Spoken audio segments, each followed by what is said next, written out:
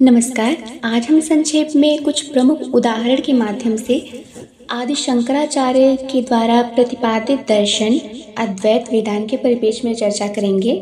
यह दर्शन 8वीं शताब्दी में प्रतिपादित किया गया था। यह उपनिषदों पर आधारित है। इसका मूल सिद्धांत ये है कि आत्मा अर्थात जो व्यक्तिगत चेतना होती है और परम आत्मा यानी जो ब्रह्म होता है वो दोनों अलग नहीं हैं, लेकिन जो हमें ये अलग दिखता है, जो हमें ये संसार दिखता है वो महज एक माया का आवरण है, बाकी कुछ नहीं। और जब ये माया हट जाती है तो फिर वो सारी चेतना वो एक हो जाती है, वो परम सत्ता के पास एक जाकर मिल जाती है। जैसे कि एक प्रमुख उदाहरण इसका है कि घड़ा है।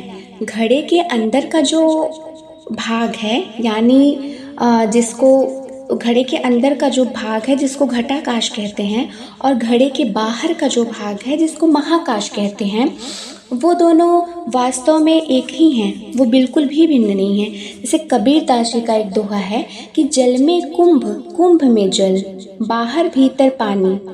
यानी कि जो अंदर है घड़े का भाग और बाहर का भाग है वो एक ही है, लेकिन ये माया के कारण हमको अलग अलग दिखाई देता है। अंदर का भाग हमें अलग दिखाई देता है, बाहर का भाग अलग दिखाई देता है। लेकिन जब ये माया रूपी जो आवरण है वो फूट जाता है, यानी जब ये जो कुंभ है, घड़ा है, जो माया है, वो जब फूट जाता है तो अंदर का जल और बाहर का जल दोनों मिल जाता है। यानी कि अंदर और बाहर का जो भेद है वो मिलकर वो एकीकरण हो जाता है उसका। दूसरा उदाहरण है कि रात के अंधेरे में एक रस्सी को देखकर उसे हम जब सांप समझ लेते हैं तो ये वास्तव में घटित ऐसा होता नहीं है, लेकिन अज्ञान के कारण हमें ऐसा लगता है कि ये सांप है। ठीक है, तो जब हम लाइट जलाते हैं, जब रोशनी आती है, तब जाके हमारा भ्रम टूटता है, तो पता चलता है कि यह तो कभी सांप था ही नहीं, यह केवल रस्सी थी। इसी तरीके से जब माया के कारण हम संसार को वास्तविक मानने लगते हैं, लेकिन जब हमारे ज्ञान से जब हमको ज्ञान प्राप्ति होती है और हमारा ये भ्रम दूर हो जाता है, यानी जिस रस्सी को हम सांप समझ रहे होते हैं, जब उस पर रोशनी, हम ज्ञान की रोशनी डालते हैं तो फिर वो हमारा भ्रम दूर हो जाता है। ठीक उसी प्रकार से ज्ञान के द्वारा जब भ्रम दूर हो जाता है तो फिर हमें ब्रह्म के अर्थात ईश्वर के सत्य का बोध होता है। तीसरा उदाहरण हम लेते हैं कि जैसे दूध होता है। ठीक है, तो दूध से ही हम दही बनाते हैं और दूध से ही हम मक्खन बनाते हैं और उसी दूध से ही हम घी निकालते हैं।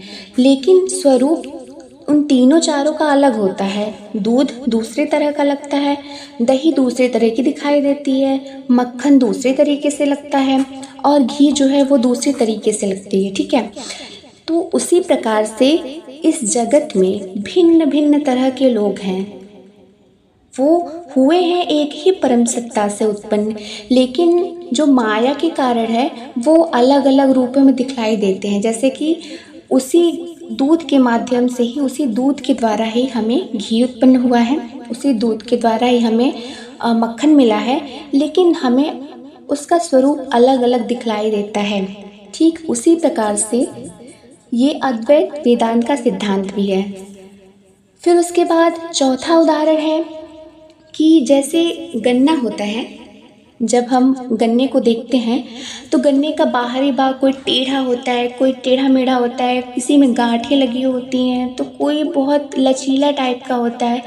तो बाहर का जो है वो भिन्न भिन्न उसके प्रतिरूप हो सकते हैं। कोई काला गन्ना होता है, कोई थोड़ा सा सफ़ेद गन्ना होता है, लेकिन जो अंदर उसका जो मूल तत्व है वो है मिठास। गन्ने का जो मूल तत्व है वो है मिठास, मिठास होती है उसमें। और सारे जो टेढ़े मेढ़े गन्ने हैं और जो जिसमें गांठें लगी हुई हैं, सबको हम हटा के और एक साथ उसको अगर मिला दें तो हमें बस उसका एक ही रूप मिलेगा। ठीक उसी तरीके से अद्वैत वेदांत का सिद्धांत है। पांचवा उदाहरण है समुद्र और लहर का। जिस तरीके से समुद्र की लहरें वास्तव में समुद्र से अलग नहीं हैं। तुलसीदास जी का मुझे दोहा आता है, गिरा अर्थ जल बीच सम, कहियत भिन्न न भिन्न, बंदा सीताराम बज्जहि परम प्रिय खिन्न। तो ठीक उसी प्रकार से समुद्र की लहरें ये वास्तव में समुद्र से अलग नहीं हैं। ठीक उसी तरीके से बाकी जो जीवात्माएं हैं वो भी ब्रह्म से अलग नहीं हैं, लेकिन अलग अलग आकार और नाम वाली हमें काफ़ी लहरें दिखती हैं, लेकिन उनका मूल अस्तित्व क्या है? समुद्र है। जैसे कि गन्ने का मूल अस्तित्व क्या है? रस है। ठीक यही अद्वैत वेदांत का सिद्धांत है। इसीलिए अद्वैत वेदांत के लोगों ने कहा अहम ब्रह्मास्मि, अर्थात मैं ही ब्रह्म हूँ। एक आदि शंकराचार्य का जब परिचय पूछा गया था तो उन्होंने अपने गुरु को परिचय दिया था कि चिदानंद रूप शिवोहम शिवोहम, अर्थात मैं ही शिव हूँ, मैं ही शिव हूँ, बिल्कुल भी भिन्न नहीं है इस जगत में और ईश्वर में। धन्यवाद।